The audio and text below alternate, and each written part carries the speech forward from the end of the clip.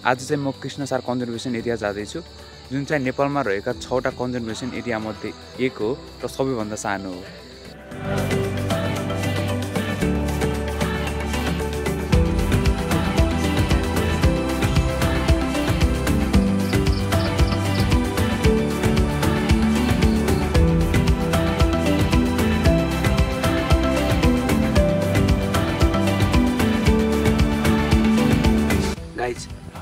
यहाँ नजिकै चाहिँ देख्न सक्नुहुन्छ यो मेल कृष्णसार छ।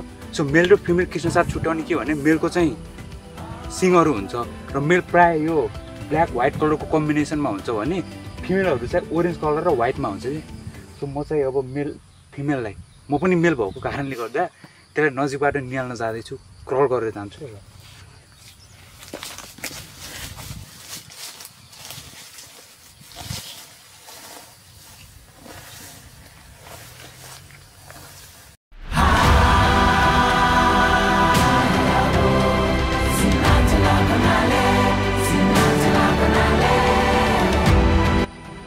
हेर्न सक्नुहुन्छ हामी अगाडि बढ्छौँ। अब तिनीहरू भाग्छ। ओए गाइस गाह्रो छ।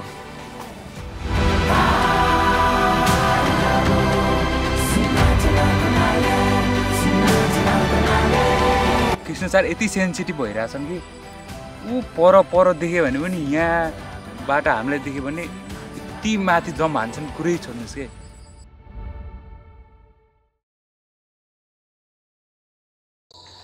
हेलो नमस्ते। अल चाहिँ बिहानको 5 बजिरहेको छ र आज चाहिँ म जन्मेको ठाउँ बर्दियामा छु र मलाई पहिला थाहा थिएन बर्दियामा पनि एकदमै धेरै घुम्ने ठाउँहरू छ भनेर। र जब मैले थाहा पाएँ तब मैले आफैले रोक्न सकिनँ। र मलाई घुम्नु मात्र थिएन, मलाई म घुमेका क्षणहरू कैद गरेर तपाईँहरूलाई पनि देखाउनु थियो। त्यसैले अबका केही दिनहरू म बर्दिया एक्सप्लोर गर्नेवाला छु र आज चाहिँ म कृष्णसार कन्जर्भेसन एरिया जाँदैछु, जुन चाहिँ नेपालमा रहेका 6वटा कन्जर्भेसन एरिया मध्ये एक हो र सबैभन्दा सानो हो। त्यसैले ब्याकप्याक गरेर म रेडी भएर निस्किसकेँ बाटोमा। एकदम बिहान छ, चिसो छ, कोही छैन, सुनसान छ।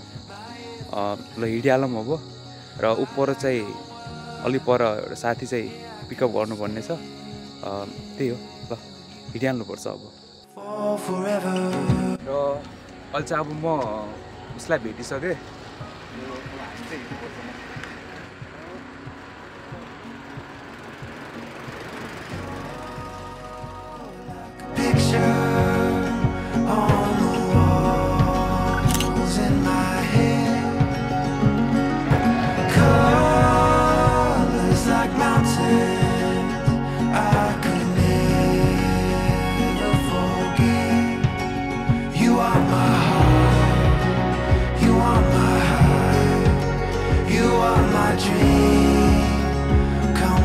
ल अब चाहिँ बिहान पनि भइसक्यो, घाम हुँदैसक्यो र अब बेलुवा पनि पुग्यो।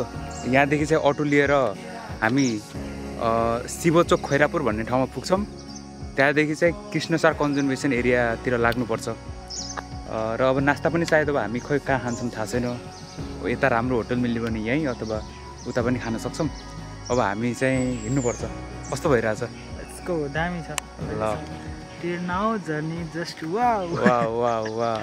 यहाँ बेलुवामा चाहिँ एउटा नयाँ मन्दिर बनेको रहेछ, त्यसैले अब भगवान्को दर्शन गरिहाल्नै पर्छ भनेर यता आएको छौँ।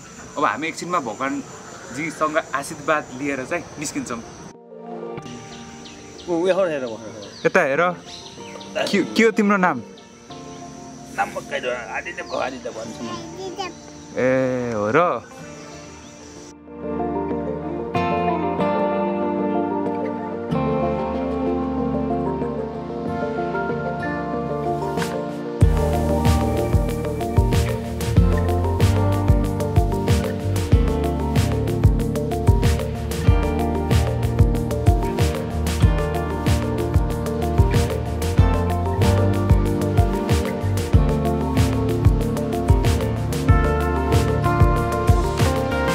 फाइनली हामी चाहिँ यो शिवचोक भन्ने ठाउँमा आइसक्यौँ।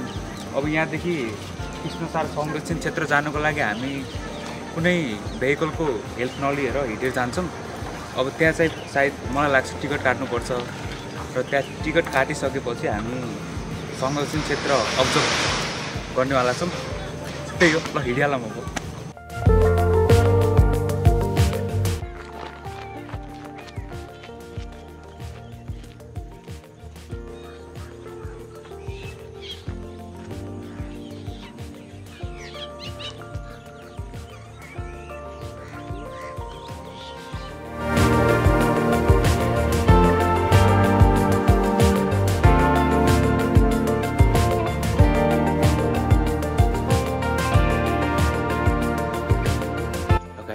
हामीले चाहिँ कृष्ण सार देखिसक्यौँ यहाँ र नजिकै चाहिँ फिमेल कृष्ण सारहरू छन्। सो मलाई लाग्छ तिनीहरू चाहिँ एकदमै डराउँछन्। अब डराउँछन् कि डराउँदैनन् एकछिनमा थाहा हुन्छ। ल है, हामीले चाहिँ कृष्ण सार देखिसक्यौँ यहाँ।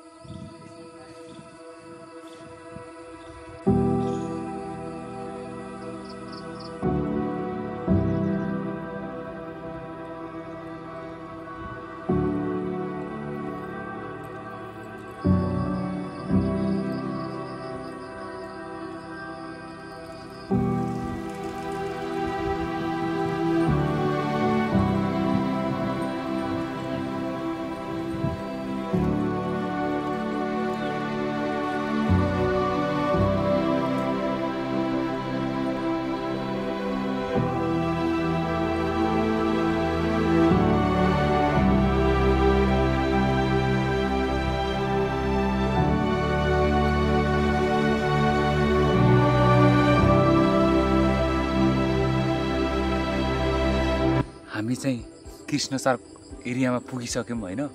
अनि हामीले कृष्ण सार पनि देखिसक्यौँ। तर प्रब्लम के भयो भने त्यो कृष्ण सारलाई नजिकबाट चाहिँ क्याप्चर गर्न मन छ कि मलाई। सो कृष्ण सार यति सेन्सिटिभ भइरहेछन् कि ऊ पर देख्यो भने पनि यहाँबाट हामीलाई देख्यो भने यति माथि जम हान्छन्, कुरै छोड्नुहोस् के। थाक लागिसक्यो, खाना के खाएको छैन, अघि भर्खर नास्ता खाएको हो। अब एकछिन चाहिँ आराम गर्नु पर्यो रुखको छाहारीमा। त्यसपछि फेरि आज जे हुन्छ, किनभने आज बिहानै म बियर ग्रिल्सको जोस लिएर उठेको मान्छे हो के। र सक्दो नियर फ्युचरमा चाहिँ बियर ग्रिल्सको जस्तो सोनी निकाल्छु मैले है गाइज।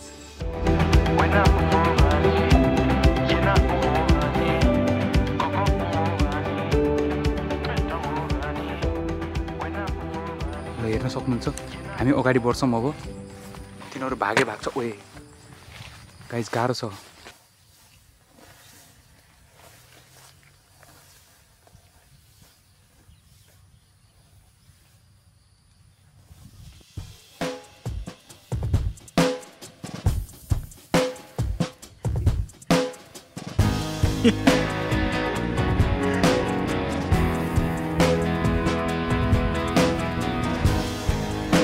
फाइनली कृष्ण सार कन्जर्भेसन एरिया नि सब घुमिसकियो। अब बिस्तारै घाम लाग्दैछ। तर अब हामीले चाहिँ केही नखाएको भएर बिहानदेखि अब हामी त्यहाँ बाहिर एउटा कृष्ण सार रिसोर्ट भन्ने छ, त्यहाँ गएर के खाजा खान्छौँ अनि त्यसपछि चाहिँ हामी लाग्छौँ। त्यही हो, अब रेस्टुरेन्टमा भेटौँ है त।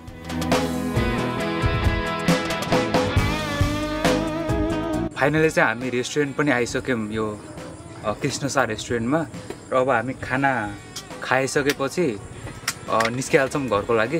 सो त्यही हो, अब आज चाहिँ भिडियो यतिमै इन्ड गरौँ। I will meet you on the next one. Stay tune, stay happy.